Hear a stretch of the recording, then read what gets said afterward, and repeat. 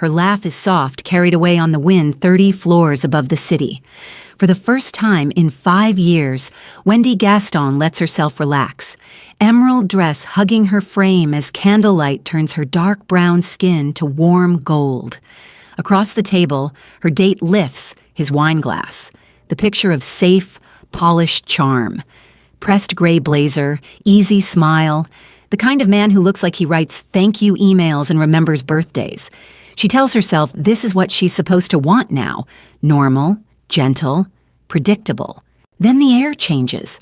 A shadow cuts between the candles and the skyline as a tall man in a black suit steps behind her chair, expensive watch catching the light, posture too controlled to be anything but dangerous. He leans down close enough that she can feel the cool metal of his watch against the back of her arm and catch the faint bite of cologne and smoke. His lips almost brush her ear when he murmurs, calm and final, "He won't be joining us." Her fork slips from her fingers. Her date is no longer in his seat. And in the reflection of the glass railing, Wendy sees him for the first time. The man whose presence bends the bodyguard by the bar into obedience. The man whose quiet eyes are already studying her like he has been waiting a very long time. Tonight was supposed to prove she could love again.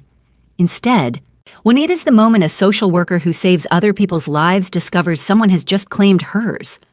By day, Wendy walks into courtrooms and cramped apartments, carrying folders full of bruised photographs and whispered testimonies. She is the woman frightened mothers trust, the one who sits on kitchen floors with trembling kids and promises, "You're safe now," even when she isn't sure the system will keep that promise. 5 years ago, the man she loved taught her that trust can be a weapon. Since then, her life has been nothing but organized compassion and carefully closed doors. Case notes instead of dates, emergency calls instead of goodnight texts, routines built like armor around a heart that refuses to be fooled twice. That is why tonight matters. Not because of the rooftop view or the perfect steak cooling on her plate, but because saying yes to this date was the bravest thing she has done for herself in half a decade. For one fragile evening, she chose tenderness over control. But as the city glows beneath them and the Mafia boss who knows her name settles into the empty chair across from her, Wendy is about to learn that the past she filed away in locked case files has been watching her back. Her date was never just a date. Her work with protected witnesses has painted a target on her, and the stranger in the black suit, Chai Sung-ho, is the only one on this rooftop willing to say the ugly truth out loud.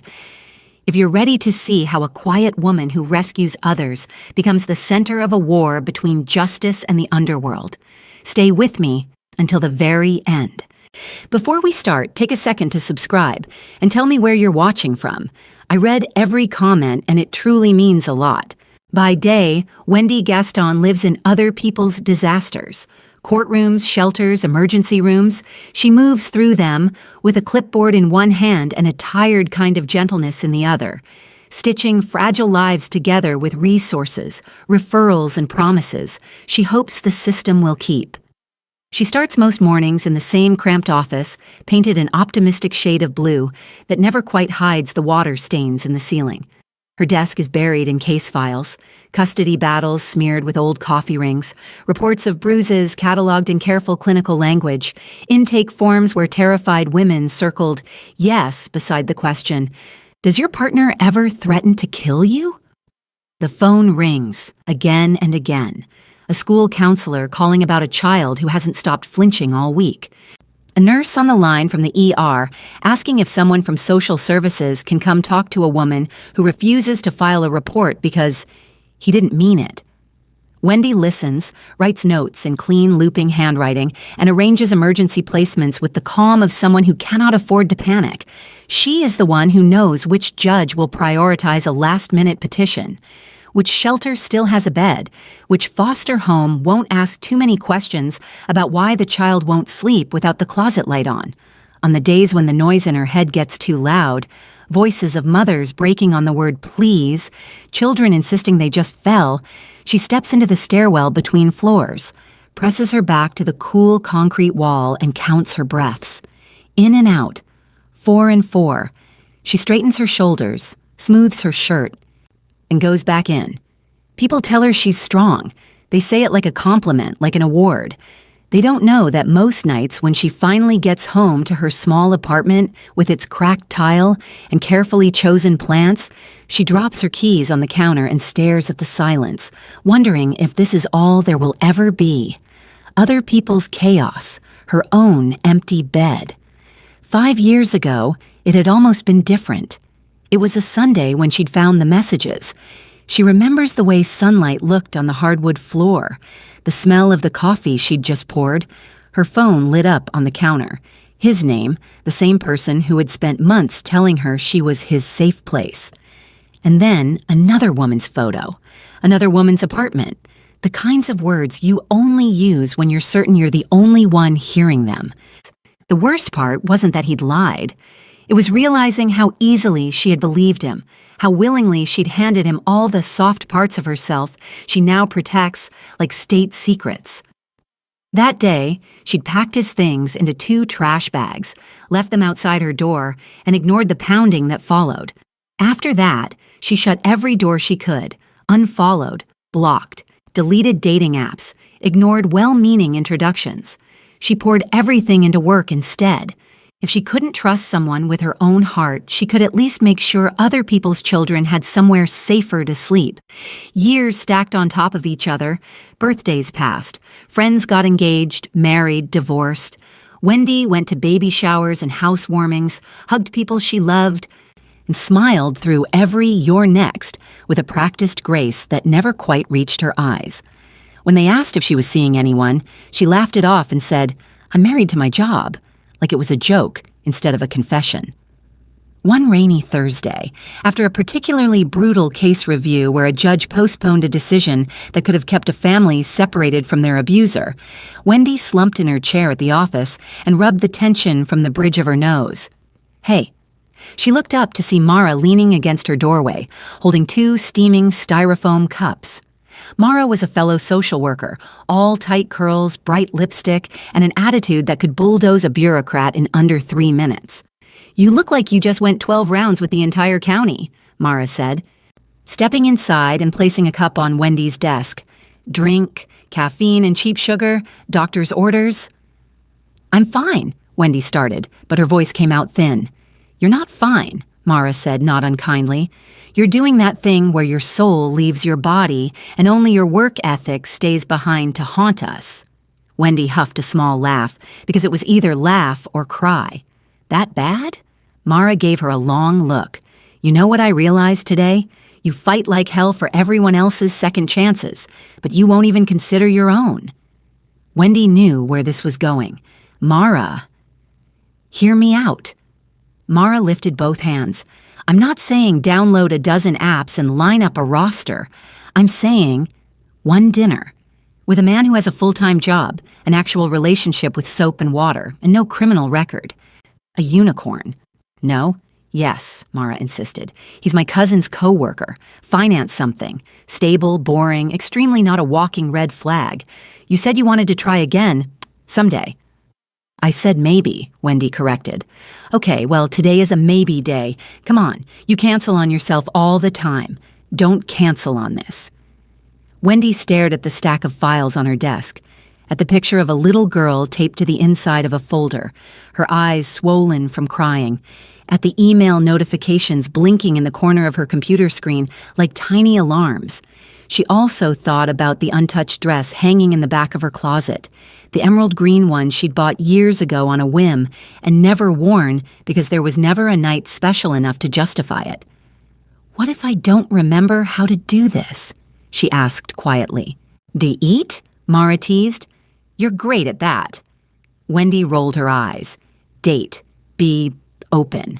Not suspicious of every nice thing." Mara's expression softened. "Then you don't remember. So what? You practice. And if he's not right, we never speak of him again, and I owe you 3 drinks and a weekend of bad reality TV. But if he is, maybe you get to want something for yourself again." The thought felt dangerous, like standing on the edge of a rooftop in high wind. "Just dinner," Wendy said finally. "Just dinner," Mara echoed, grinning as she pulled out her phone. "Rooftop restaurant, downtown, Friday night. I'll send you the details. And before you freak out, no, he doesn't know anything about your cases. I told him you work in community services. You know, vague but noble." "Great," Wendy muttered. "I sound like a charity and a tax write-off." Mara laughed, already typing. "You'll thank me later."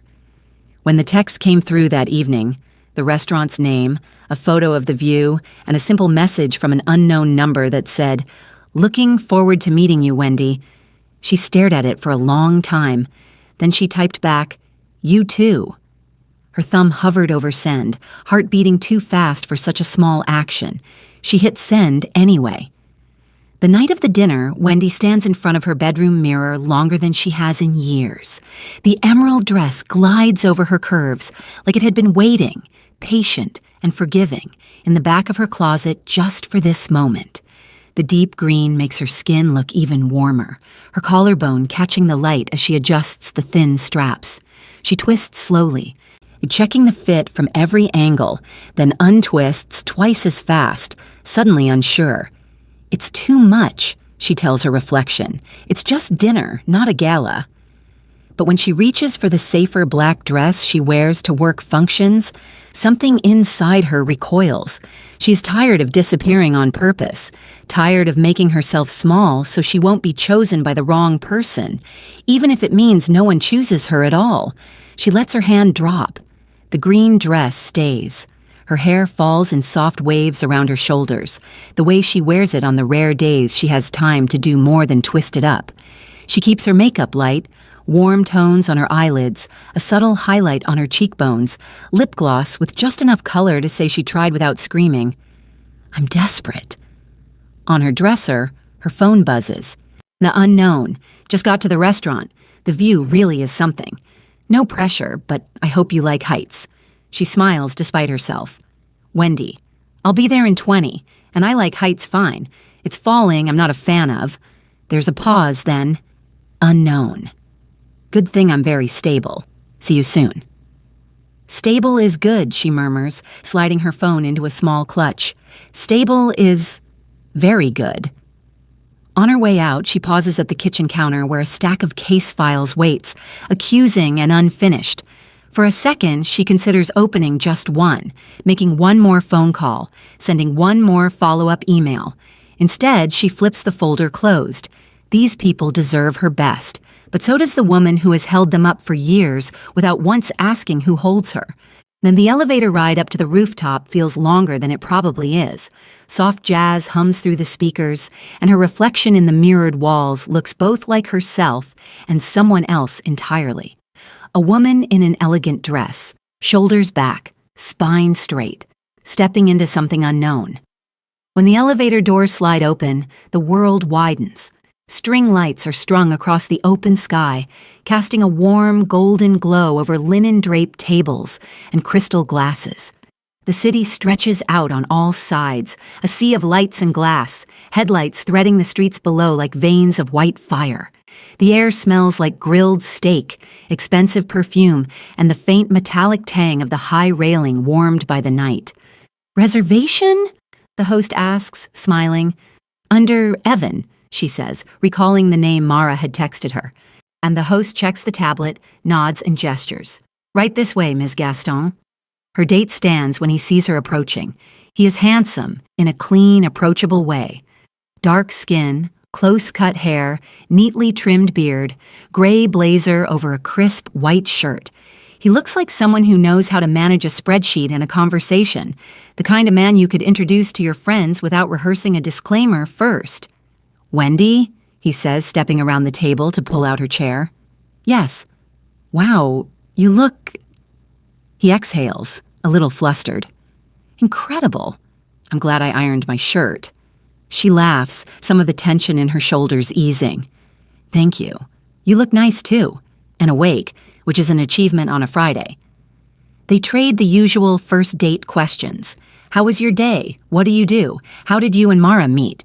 Or she sticks to the safest version of her work, describing it as supporting families in crisis, without going into the details that would crush the mood like a boot on glass. He talks about his job in risk analysis for an investment firm, his love of hiking, his mother's obsession with calling him every Sunday without fail. He is attentive, leaning in when she speaks, asking follow-up questions. He compliments her career, says he admires people who can handle that kind of emotional weight. He tells a story about getting lost on a mountain trail and laughing about it now that he survived. Wendy finds herself laughing too, not politely, actually laughing. The food arrives, a perfectly seared steak for her, a seafood dish for him. They clink wine glasses lightly, the candlelight catching in the red liquid. This view is ridiculous, he says, gesturing toward the glass railing and the glittering city beyond. I keep expecting Batman to swing by. Don't ruin this with a Batman reference, she replies, smiling. I finally feel like a real adult woman in a movie. You are the main character tonight, for sure, he says, and there's something gentle in the way he looks at her that makes her pulse stutter. Maybe, she thinks, Mara was right. Maybe she can do this. As the evening unfolds, it becomes easier to forget how long it's been since she allowed herself to hope like this.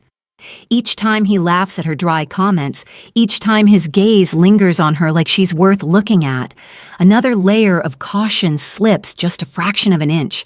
The bodyguard by the bar barely registers at first, and Wendy's eyes brush over him once. A tall man in a black suit, broad shoulders, earpiece glinting against dark skin, and file him away as part of the restaurant's security. Upscale places like this often have someone like that. But every now and then, she feels a prickle at the back of her neck, like she's being watched from somewhere she can't quite see. When she glances around, all she catches are other couples leaning across tables, clinking glasses, sharing private jokes. Everything okay?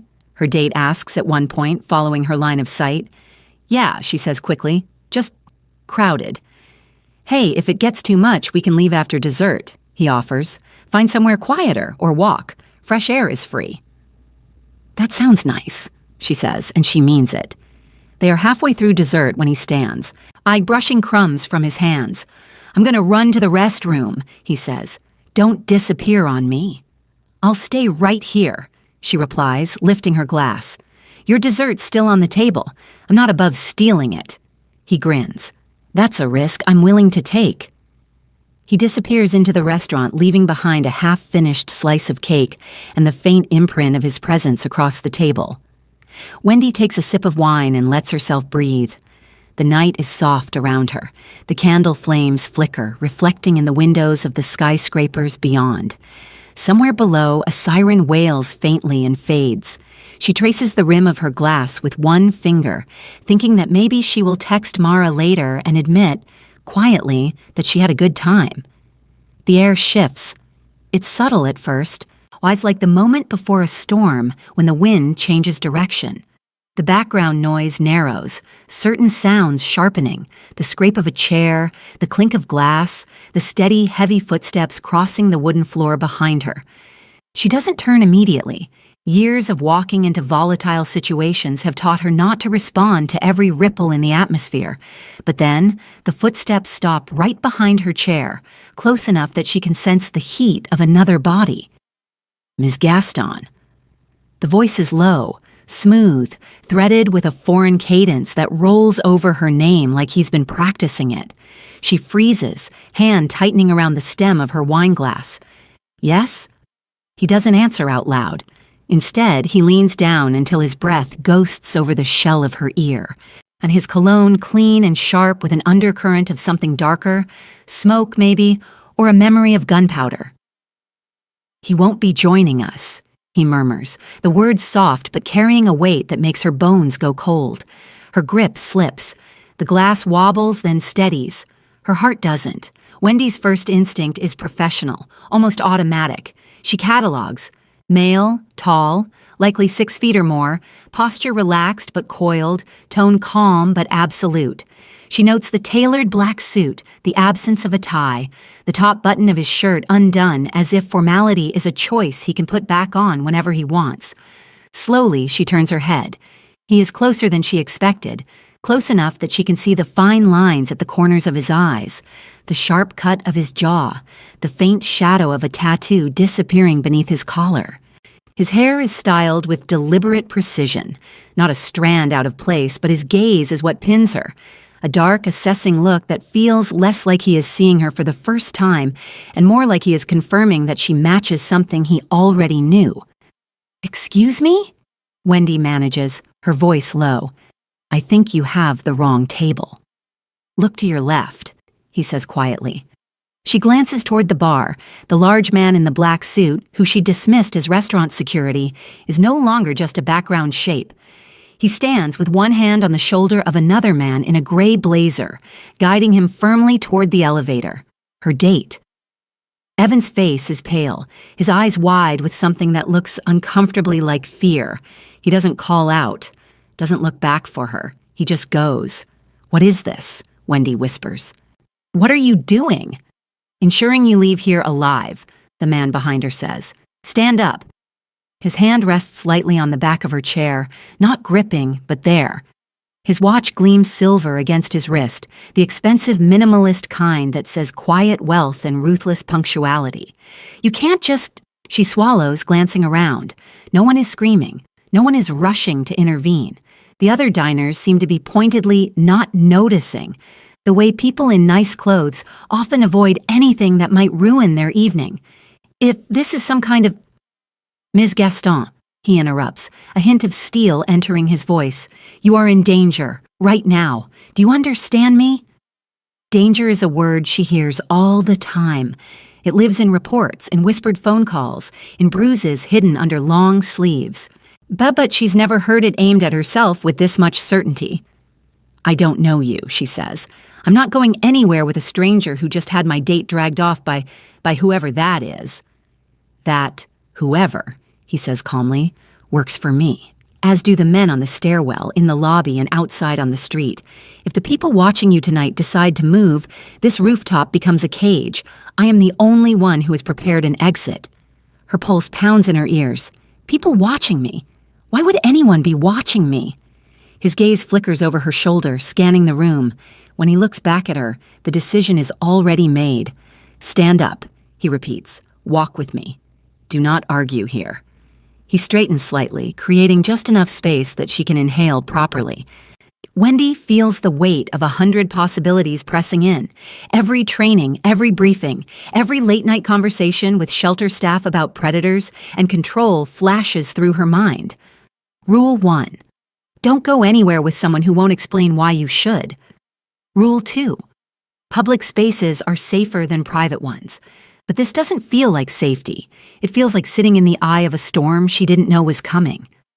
"Tell me your name," she says, voice trembling despite her effort to steady it. "If you want me to go anywhere with you, you tell me who you are." He holds her gaze, unreadable. Then, as if conceding something small but significant, he says, "Chai Sung-ho." The name lands somewhere deep, stirring a faint memory she can't quite place. Not a headline, or not a case file. More like an echo from conversations she wasn't meant to overhear. "That's supposed to mean something to me?" she asks, though her throat is dry. "It will," he says. "Later. Right now, it only matters that the men who want the information they believe you have are also familiar with my name. They know what happens to people I decide to protect." His words are terrifying in their simplicity. Her instinct is still to refuse, to stay seated and call security, call Mara, call the police, call anyone else. But the man at the bar, the bodyguard, his bodyguard, has already disappeared with Evan. And as she scans the rooftop, certain faces seem to look away a fraction too quickly, as if they don't want to be caught staring. And her life's work has taught her one thing for certain. When someone tells you you're in danger with that particular kind of calm, it's usually because things are worse than you think. "Walk where?" she asks. "Inside," he says. "We leave through the staff corridor. There's a car waiting in the loading bay." A car! Panic spikes through her. "So you can drive me somewhere I can't run? No." If they move on you out on the street, Miss Gaston, you won't have the chance to run, he replies, voice low but unyielding. They will not risk a public scene unless they can guarantee control. I am giving you a choice before that is taken from you. Control. The word hits her in a tender place. Wendy pushes back her chair and stands, legs unsteady. Her napkin falls to the floor, forgotten. She grips the strap of her clutch, knuckles white. If I go with you, she says, we don't go anywhere I can't see an exit from. And if I say stop, you stop. Something flickers in his eyes. Respect, maybe, or amusement. You are in no position to negotiate, he says, but there's a faint curve to his mouth that suggests he doesn't entirely dislike that she tried. However, I will not harm you. That is not why I am here. Then why are you here? His gaze holds hers, dark and steady. Because 5 years ago you made a choice that put you on the wrong side of powerful men. They have finally realized it, and they sent a charming, respectable liar to collect what they think you still possess. Her stomach drops. 5 years ago. He turns, placing a hand lightly at the small of her back, guiding her toward the restaurant's interior. The touch is barely there, but it feels like a brand. Walk, he murmurs. We talk somewhere that doesn't have this many ears. They move through the dining area, past tables full of people pretending not to see them. Wendy tries to catch someone's eye, but every gaze slides away. The host gives Seung-ho a small, deferential nod, as if this isn't the first time he's seen him here. At the back of the restaurant, near the restrooms, there's an unmarked door. Seung-ho pushes it open with the ease of familiarity, revealing a narrow hallway lit by harsh fluorescent lights. The music and murmur of the dining room dull as the door swings shut behind them, replaced by the hum of industrial refrigerators and the distant clang of dishes from the kitchen. "Stop," Wendy says, planting her feet. He pauses, turning to face her fully. In the unforgiving light, he looks even more dangerous, the luxury of his suit stark against the scuffed linoleum floor. "You get 2 minutes," she says, heart hammering. "You tell me exactly why you think I'm in danger, or I walk back out there, call the police, and scream my lungs out until someone listens." He studies her for a long moment, then nods once. 2 minutes, then. I suggest you listen carefully. He leans against the wall, arms loosely crossed, as if they're discussing something as simple as a delayed reservation. 5 years ago, he begins, you were assigned to a woman fleeing a man with more money and influence than he deserved. She had a child. You arranged a shelter placement under a false name, pushed her case through an overburdened system, and filed paperwork that disappeared from accessible channels. The official story is that she never showed up to testify, that she vanished. A sharp, cold pressure tightens Wendy's chest. She knows exactly which case he's talking about, the one that still wakes her sometimes with the taste of fear on her tongue. She didn't vanish, Wendy says quietly. She chose safety over being paraded in court and torn apart on the stand. That was her right. And you helped make that possible, he says. You rerouted records, used contacts you were not supposed to have, convinced a shelter director to break protocol. You were very creative. How do you know that? She demands. Those files were sealed. He gives a brief, humorless smile. Nothing is truly sealed from men who own judges and pay for access to back-end systems. They have been searching for her for years. When they could not find her, they started looking for the people who helped her disappear. Me, she whispers. You, he confirms. Your name resurfaced in a recent audit of old case numbers.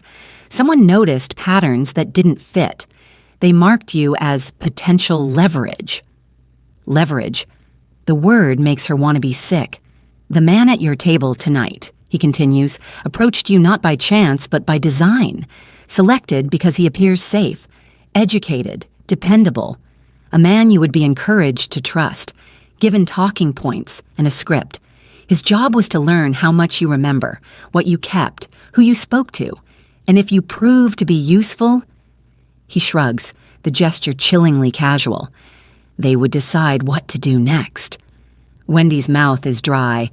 Images flash through her mind.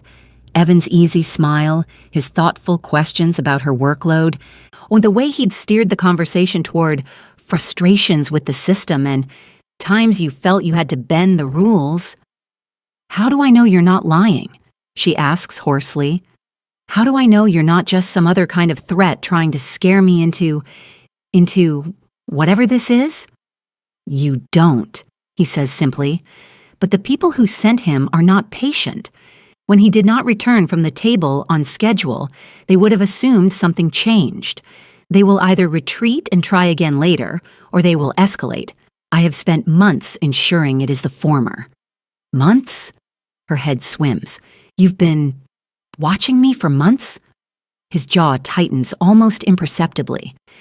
This conversation is not about my motives. It is about your survival. You are not as invisible as you think, Ms. Gaston. You never were. She wants to deny it, or to shove his words away, but a horrible, reluctant part of her knows there is truth in what he's saying. She remembers the feeling of eyes on her at odd moments, the coincidences she ignored because she didn't want to seem paranoid. "What do they think I have?" she asks. "I don't have anything. The files were transferred. I followed protocol, well, mostly, and then I moved on. That's how it works." They believe you kept something that ties that woman to someone very important to them. A record, a statement, a copy of a file that should have been erased.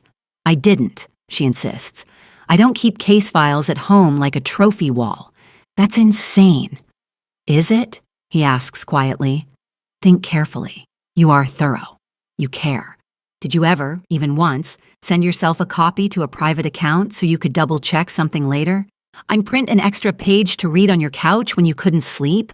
Make a note you never filed because you weren't sure where it belonged?" Her stomach twists. A memory surfaces. A late night in her apartment. Laptop open. The glow of the screen turning her living room into a ghostly blue cave. She'd been so worried about a discrepancy in the paperwork that she'd forwarded one document to her personal email, promising herself she'd delete it once she'd resolved the issue. She never did. "Oh," she breathes. "Exactly," he says. "You are dangerous to them not because you mean to be, but because you are competent, thorough, unwilling to leave loose ends when lives are at stake." Her hands shake. If they can get into sealed systems, why don't they just pull it from my email? Because some people still believe in air-gapped machines and offline storage, he replies. You are one of them. You printed it, did you not? Filed it somewhere safe. A box, a drawer, a folder you meant to bring back to the office and never did. She thinks of the cardboard box under her bed, full of old notebooks and clipped articles and reference materials. She swore she'd sort through one day. Her entire body goes cold. "You've clearly done your homework on me," she says, anger threading through the fear. "Why? Why do you care what happens to me? What does any of this have to do with you?" For the first time, something flickers in his expression that looks like conflict. "That is a longer story than your 2-minute ultimatum allows," he says.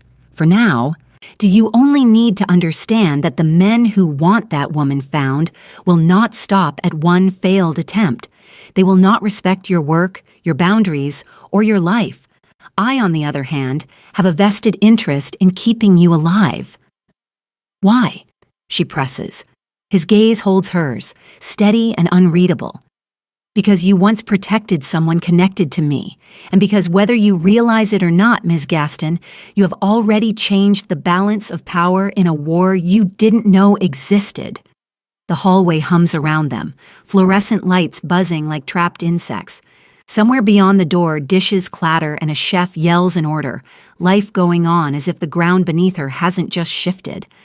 Wendy takes a slow breath, tasting metal and fear.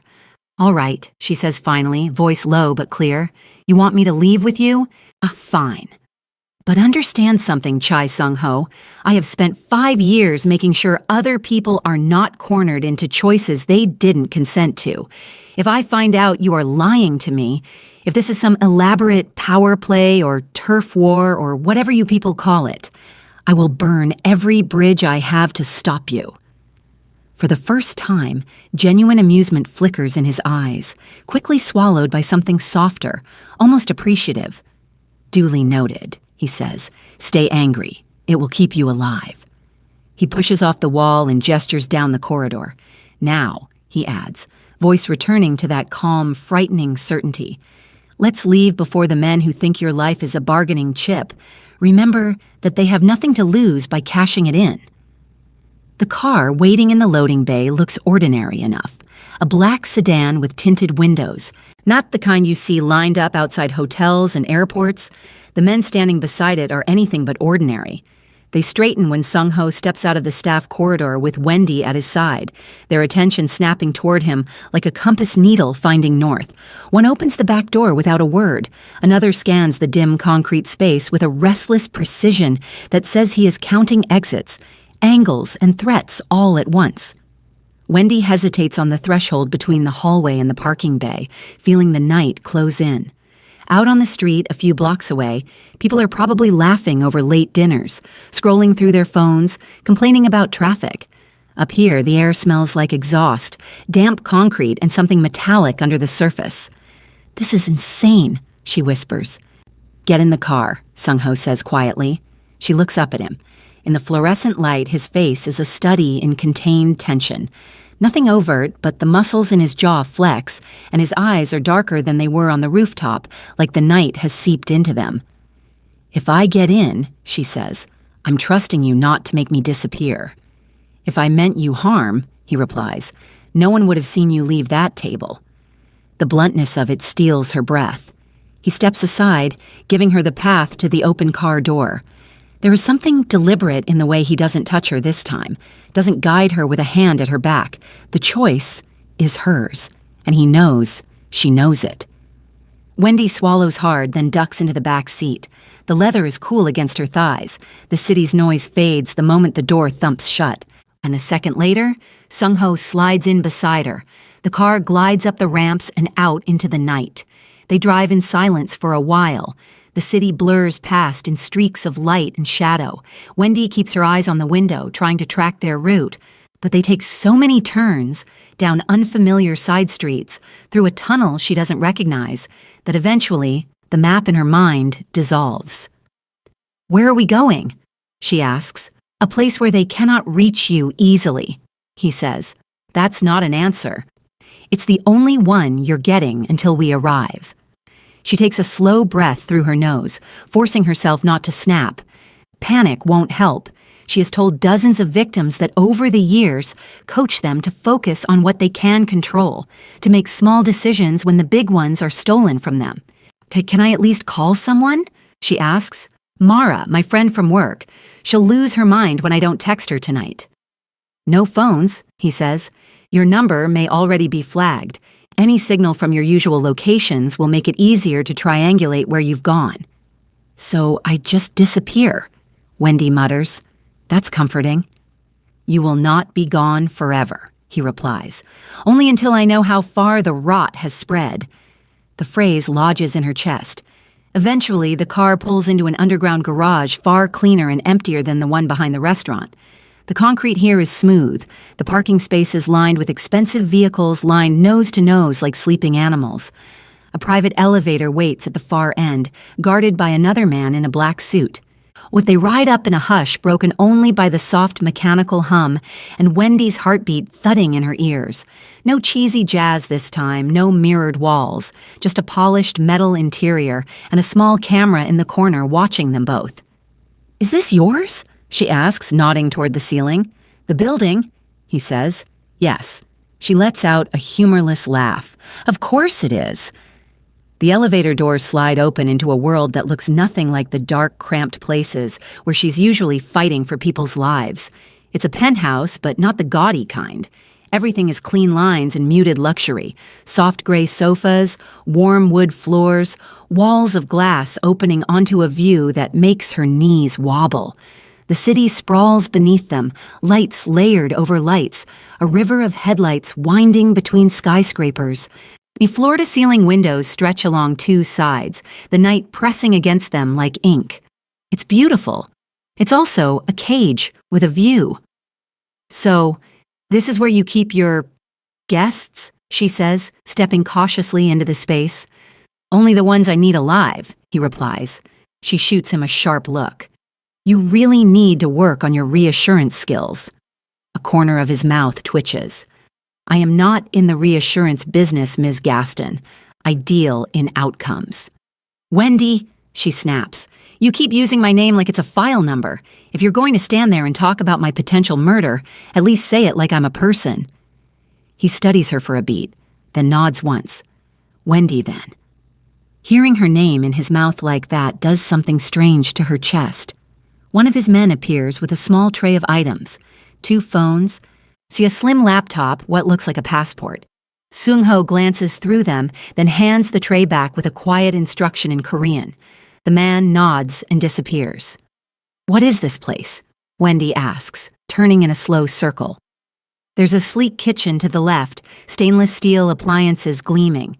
Down a short hall, she glimpses a large bedroom, another door that must lead to a bathroom. Everything looks like a high-end hotel suite designed by someone with impeccable taste and a distaste for clutter. A safe suite, he says. Discreet entrance, private elevator, security on every access point. No one comes in without my say-so. That sounds suspiciously like a prison, she mutters.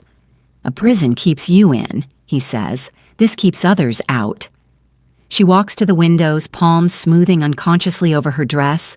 Oh, the glass is cool beneath her fingertips. From up here, the rooftop where her night began looks small, just another rectangle of light among hundreds. Why does it feel like I traded one danger for another? She asks softly. You traded danger you didn't understand for danger that tells you its name, he says. That is an improvement. That's debatable. He steps closer, but stops a respectful distance away, as if aware that space is one of the few things she can still claim. There is a bedroom through there, he says. You may use it. I will have clothing sent up, your size, roughly. Until then, there is a robe in the bathroom. Food will arrive shortly. You should eat. He speaks like this is a routine he's walked through before, and like he's done this. Brought terrified people to expensive cages and told them how the evening will proceed. The thought makes her stomach twist. I'm not hungry, she says. He gives her a look that says he doesn't believe her. Shock can feel like hungerlessness. Your body will fail you if you do not care for it. Sit, I will explain what happens next. I don't take orders in my own prison, she fires back. I sit if I want to. Something like patience flickers behind his eyes. Then choose a seat, Wendy. She huffs out a breath, but moves to the sofa anyway, sinking into cushions softer than anything in her apartment. He sits in an armchair opposite her, knees apart, forearms resting loosely on his thighs, the picture of casual control. Start with my date, she says. Evan. On if that was even his real name. It was not, he replies. The words hit harder than she expects. Of course, she says, voice brittle. Why use your real name when you're trying to con someone? We found him months ago, Seung-ho says. He did small freelance work for a security contractor that launders its contracts through one of my associates' companies. Very quiet, very presentable, very eager to be useful. Eager to betray people, you mean?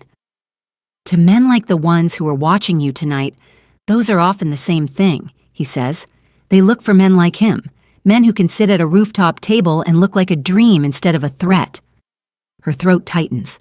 It's one thing to suspect. It's another to hear it confirmed in that flat, unvarnished tone. How long? She asks. How long was I a project to him? 6 months, Seung-ho says. They placed him in spaces you frequented, coffee shops, community events. He let you notice him slowly, then made it feel like your idea when you finally agreed to the date. That is his talent. Wendy presses her nails into her palms until it hurts. 6 months of casual smiles across a cafe, of bumping into him in the courthouse lobby, of what are the odds? Conversations that she'd chalked up to the city being smaller than it looked. 6 months of thinking maybe the universe had softened toward her. And you just watched, she says. You knew and you didn't tell me? I watched to see how far they were willing to go, he says, and how much you remembered. Intervening too early would have exposed cards I was not ready to play. Tonight was the point of no return. That's an interesting way of saying you used me as bait, she snaps. He doesn't flinch. If that were true, you would not be here. Forgive me if that doesn't make me feel warm and fuzzy inside. He leans back slightly, studying her. Warm and fuzzy is not my aim. Then what is? She demands. If all of this is just strategy, dragging me off a date, locking me in your glass box, deciding when I eat, when I sleep, who I can call, maybe they're right and you're just another kind of threat. I am a threat, he says quietly, to them. And if I have to be a threat to you to keep you breathing long enough to decide what you want, I will accept your hate. The honesty of it disarms her. You keep saying I have something they want, she says after a moment. But you also said the corruption reaches into your own network. So which is it, Sung-ho? Are you saving me from them or from you? Silence stretches between them. The city gleams outside, oblivious. Both, he says finally. There are men who move product and information through my channels. Men who believe loyalty is something they own in others but do not owe themselves. They are useful, profitable, and they have become accustomed to acting without consequences. And the woman I helped protect? Wendy asks. How does she fit into that? His jaw flexes. She should not have been in their path, but she was, and you diverted her. You sound almost annoyed, she says. I am furious, he says calmly. At them, at myself. Not at you. Her heart does a strange lurch at the word myself. A chime sounds from somewhere near the entryway. One of his men wheels in a cart laden with covered dishes and a silver teapot, then retreats without a word. The smell of food, garlic, butter, something roasted, rolls through the room.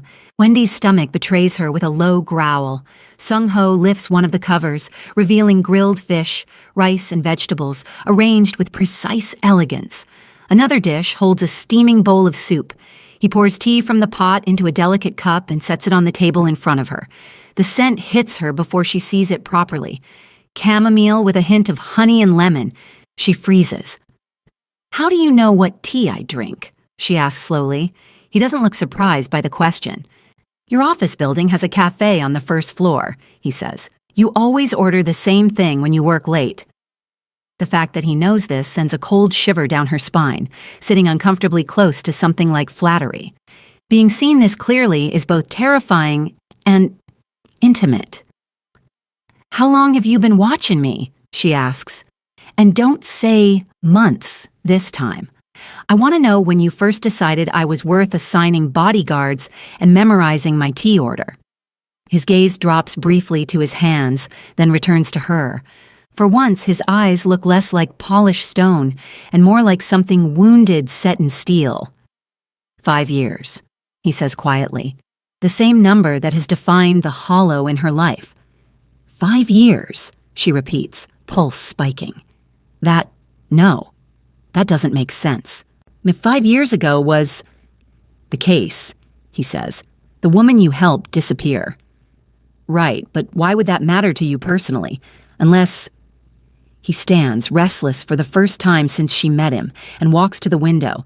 His reflection hovers against the cityscape, shoulders rigid.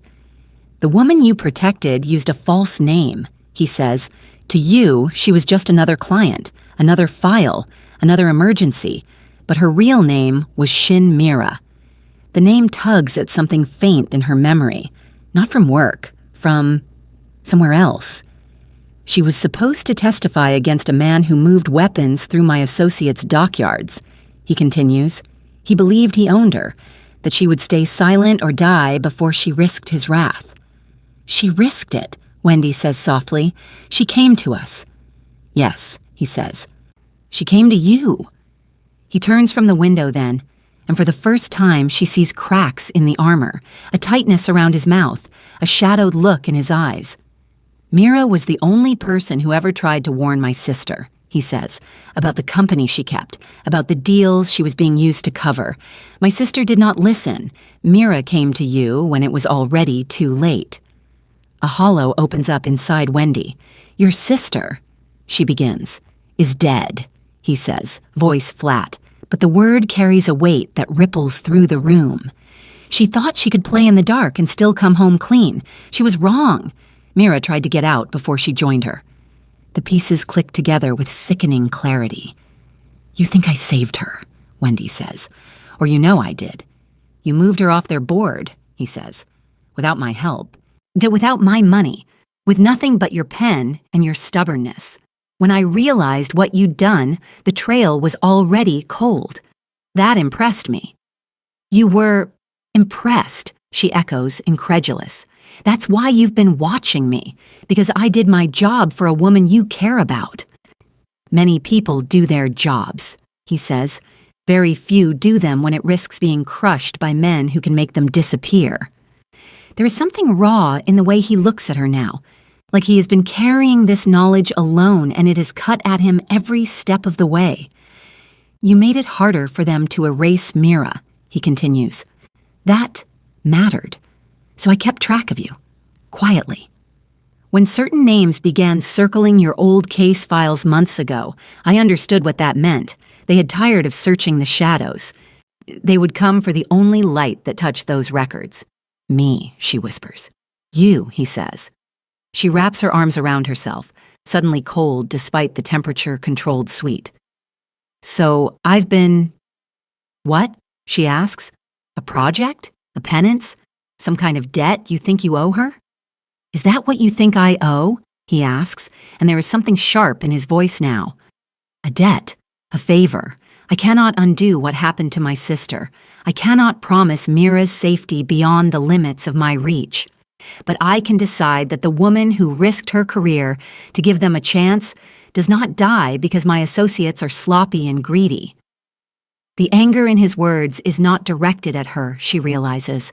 It's aimed elsewhere, at men whose faces she hasn't seen, but whose shadows reach into his world as easily as hers. When I watched you long before Evan ever learned your coffee order, he adds, softer.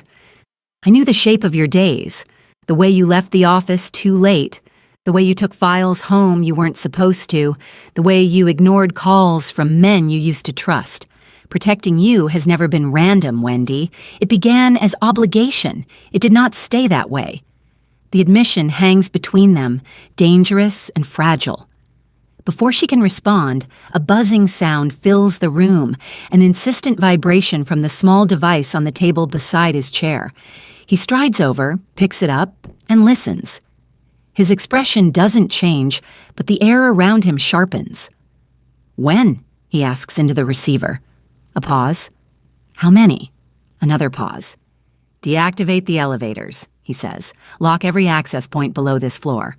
Move the secondary team to the north stairwell. No one gets through without my word. He ends the call and slips the device back onto the table with controlled precision. What's happening? Wendy asks, heart already racing. They did not choose to retreat, he says. They came to collect you instead. Her mouth goes dry. Here? Where else? He says grimly. You were seen leaving with me. They will assume you are in my territory. Some of the men coming up this building tonight used to work for me. Some still think they do. Her earlier question echoes through her head. Are you saving me from them or from you? And suddenly, the distinction feels thinner than ever. You said this place was secure, she says, struggling to keep her voice level. It is, he replies, but they are motivated. And desperation makes men foolish and violent. They have already compromised 2 lobby guards. I will deal with them. You mean you're going down there, she says.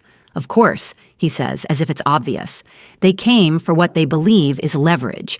If I do not show them they miscalculated, they will keep coming. And what am I supposed to do while you're busy playing war? She demands. You, he says, stepping closer, are going to stay in this room, away from the windows.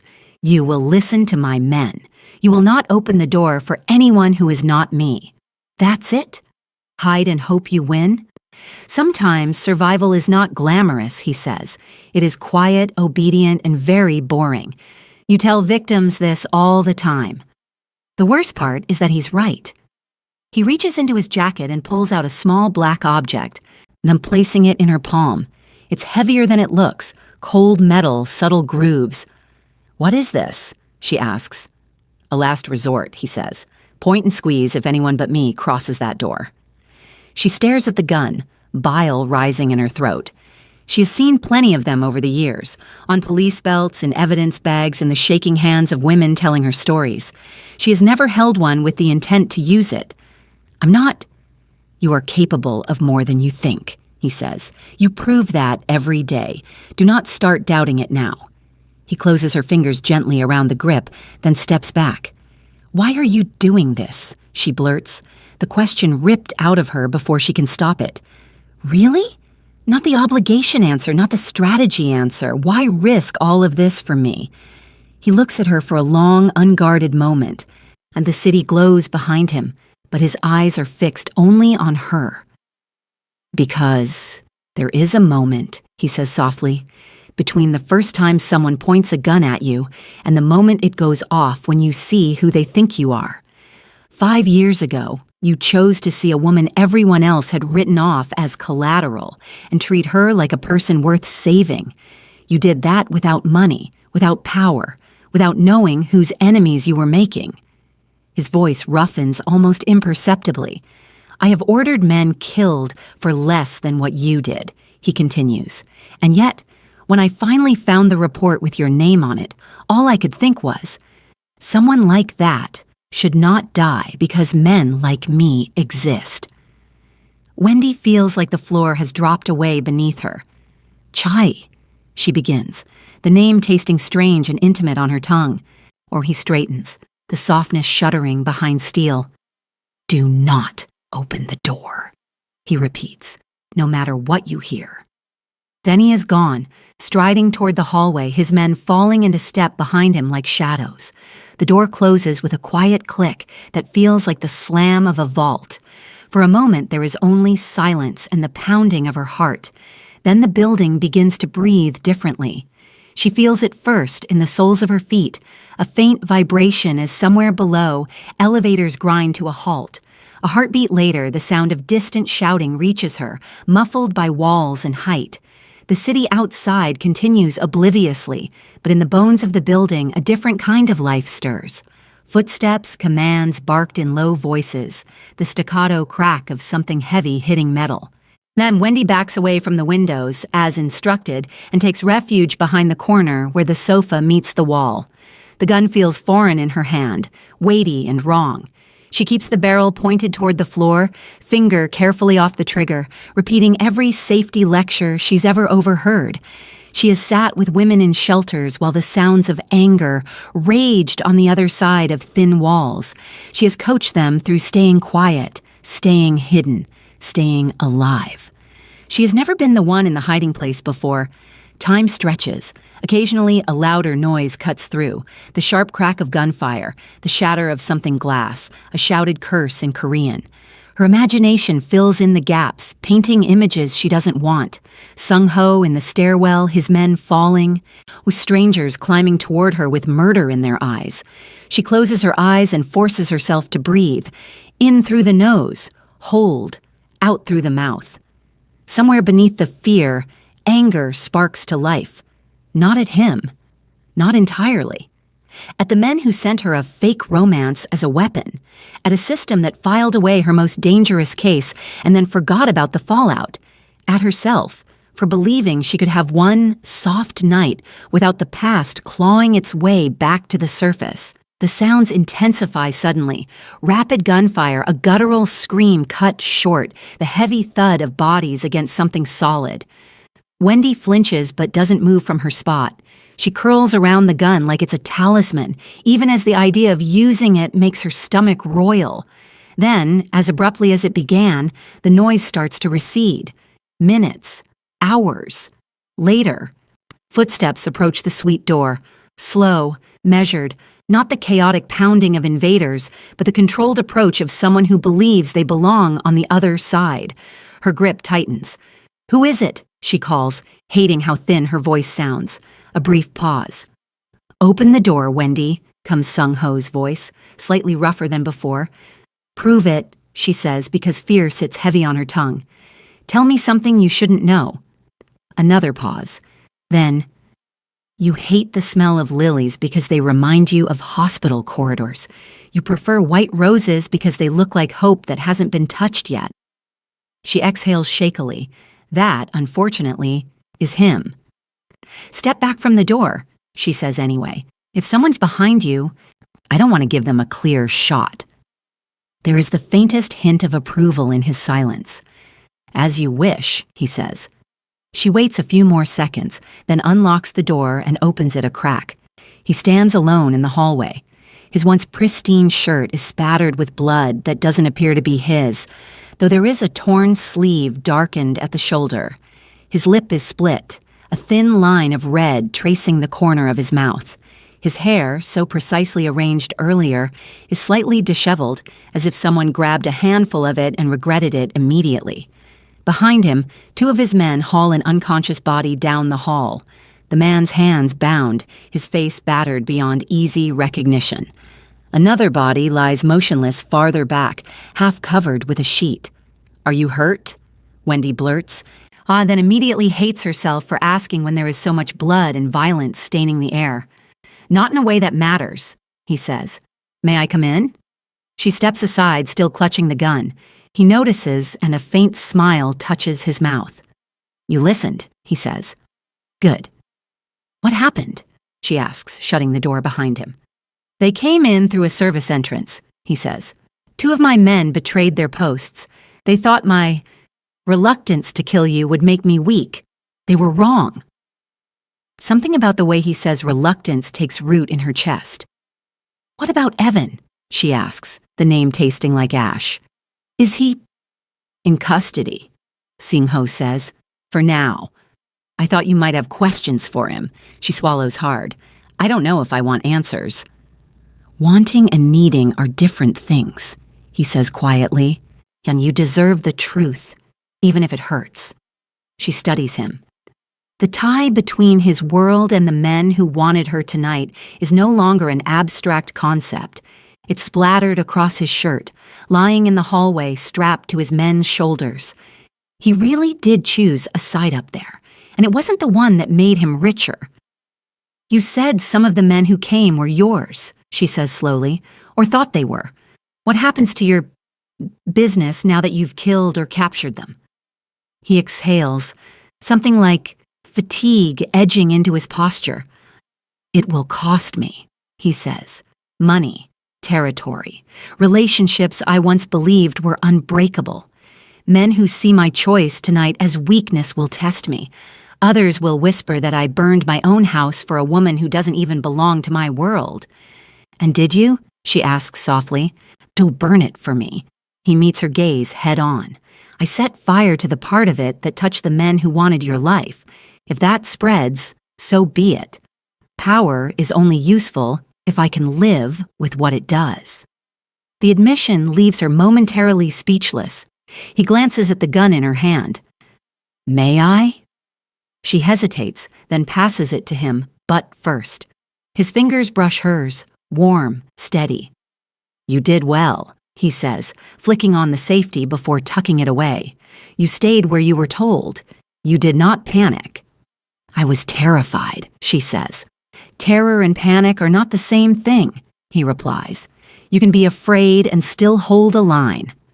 She thinks about the countless times she's told children the same thing. You can cry and still be brave. It feels strange having the sentiment turned on her. "What happens now?" she asks. "To me, to Evan. Not to the case file under my bed that I wish I'd shredded years ago." He moves to the sofa and sits, this time looking more human than immaculate boss. When he gestures for her to join him, she hesitates only a second before sinking onto the opposite cushion. "Now," he says, "we remove the leverage." "You mean the file?" "Yes," he says, "we will retrieve it digitize what law enforcement needs to bury the men who came for you, and then erase any trace that links it to your home or your work. You will not be the loose thread in their eyes anymore. And Mira? She asks. Will this put her at risk? If I do my job correctly, it will make chasing her far more expensive than leaving her alone, he says. Men like them respect pressure more than morality. And if you don't do it correctly? He gives her a wry look. Then I will have become very uninteresting to you very quickly, because we will both be dead. She snorts despite herself. You have a terrible sense of humor. I prefer honesty to comfort, he says. I noticed. Silence falls, thick, but not entirely uncomfortable. The adrenaline in her system begins to ebb, leaving behind a tremor in her limbs and a strange, hollow exhaustion. You should rest, he says. There will be more decisions to make tomorrow. I doubt I'll be able to sleep, she replies. He tilts his head, considering. You sleep badly anyway, even on normal nights. You really have to stop saying things like that, she says. It's disconcerting. You live alone, he says simply. You think too much. You carry stories that are not yours in your head until they rot. When you wake up at 3 in the morning and check the locks, then sit on the couch scrolling your phone until your eyes burn. I told you, I pay attention to the people I decide to protect, Wendy, even before they know they need me. There it is again, that dangerous intimacy woven through his control. Protecting me can't be your whole life, she says. You're a kingpin or whatever. Don't you have empires to run? He actually laughs at that, a low, surprised sound.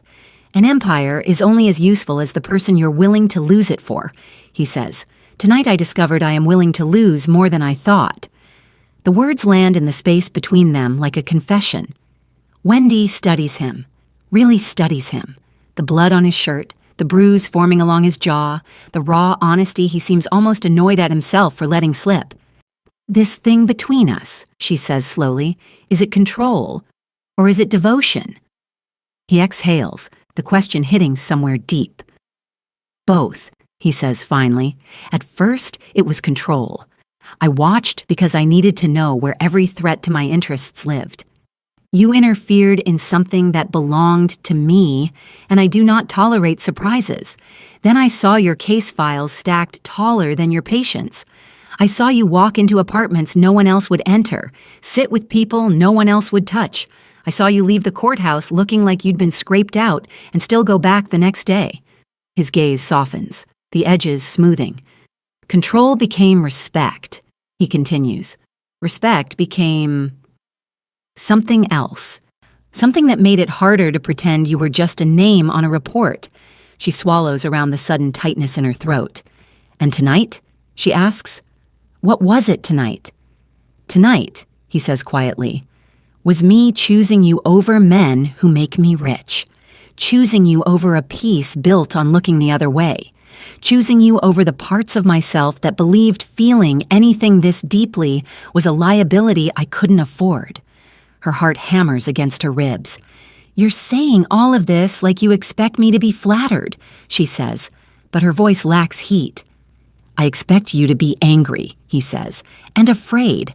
I would be more worried if you weren't. I offer you no easy life, Wendy, no promise that the danger ends if you stay close to me. In many ways, the opposite is true. Then why tell me? She whispers. Why not keep me in the dark, stash me somewhere safe, and continue playing your games? Because you are not a child, he says, and I am tired. The admission is so simple, so human, it steals her breath. Tired of what, she asks. Of holding every string, he says. Of being the only one who knows which walls are rotting. Of pretending I do not care when people I should have protected vanish into the spaces between my decisions. He looks at her then, really looks, as if seeing not just the woman in the green dress, but everything underneath. The girl who once believed in clean love, the woman who rebuilt herself out of other people's emergencies, the person sitting on his couch with a gun callus forming on her palm. You deserve the truth, he says. Done so you can decide whether the man who ruined your first date in 5 years is also the man you are willing to walk into the dark with. The choice spreads out before her like the city beyond the glass, glittering, dangerous, impossible to fully map. If she walks away, if she insists he erase her from his world, return her to her apartment, pretend this night never happened, she could go back to routines and case files and late-night tea. She could rebuild her walls higher and swear off men with dangerous eyes and expensive watches. But she would also know that somewhere out there, men like the ones who climb this building still move unchecked through systems she only sees the edges of. She would know the one person willing to burn part of his empire to keep her alive is out there too, while carrying a ghost of her in his calculations. If she stays, if she steps closer instead of backing away, nothing about her life will ever be simple again. She will stand at the edge of things she has spent her career trying to keep people away from. She will argue with him, rage at him, force him to see the people his decisions trample. She will risk not just her heart, but her sense of herself as someone who stands firmly on one side of the line. 5 years ago, she says slowly, I decided that peace was safer than love, that keeping my life small and predictable was the only way to avoid getting broken again. He listens, silent. Tonight, she continues, I learned that peace can be an illusion, that I can be targeted sitting under fairy lights with a nice man who says all the right things. On that danger doesn't always look like you. Sometimes it looks like a smile I wanted so badly to trust. Her eyes burn, but she doesn't look away. I don't know if I can love someone like you, she says, someone who lives in a world built on fear and favors and blood. I don't know if I can live with the things you've done, but I do know this. I am done letting fear pretend to be safety. I am done hiding behind routine and calling it peace. His jaw tightens, a flicker of something like hope breaking through his control. So what does that mean? He asks, voice so low she almost misses it. It means, she says, I'm willing to keep listening, to see who you are when you're not ordering men around or shutting down elevators, to decide for myself if the man beneath all this. She gestures to the blood on his shirt, the opulent room. The invisible network humming beyond the walls, is someone I can trust with the parts of me I haven't given anyone in a long time. It's not a declaration, not a promise, but it is a door cracked open where once there was only a wall. Something uncoils in his posture, a subtle easing of shoulders, a softening around his eyes. Listening, he repeats, that is more than most people offer me. Don't make me regret it, she warns. I will try, he says, and when I fail, you will tell me, loudly. You'd better believe it. He smiles then, small but real, and the sight is almost as disorienting as the gunfire was. Do you need anything? He asks. Food, rest, a phone call under controlled conditions to tell Mara you are alive but temporarily unavailable. God, yes, she says. Oink, she's going to organize a search party. We will give her a story that does not put a target on her, he says. A retreat, an emergency training, something plausible. A training retreat with who? The Mafia? She mutters. He huffs a soft laugh. We will workshop the details. She shakes her head, but her lips twitch despite everything. As the night deepens and the city hums on, Wendy sits in a glass cage high above the streets, across from a man who whispered her life into peril and then set fire to pieces of his own world to keep her from breaking. 5 years ago, she would have run from him without looking back.